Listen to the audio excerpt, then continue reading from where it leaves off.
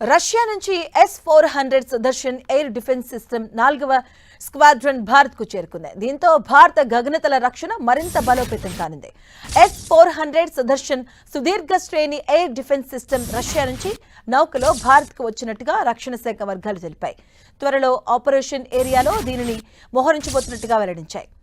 భారత్ 2018లో 35,000 కోట్లతో 5 స్క్వాడ్రన్లను కొనుగోలు చేయడంతో రష్యాతో ఒప్పందం చేసుకుంది. ఇందులో 3 స్క్వాడ్రన్లను 2 ఏళ్ల క్రితమే భారత్ అందుకుంది. ఇక 4వది తాజాగా భారత్కు చేరుకుంది. మరికొద్ది నెలల్లోనే 5వ స్క్వాడ్రన్ కూడా భారత్కు చేరుకుంటుందని అంచనా వేస్తున్నారు. ఆపరేషన్ సింధూర్ సమయంలో పాక్ జరిపిన డ్రోన్ క్షిపణులను S-400 Sudarshan air defence system అత్యంత సమర్థవంతంగా కూల్చివేసింది.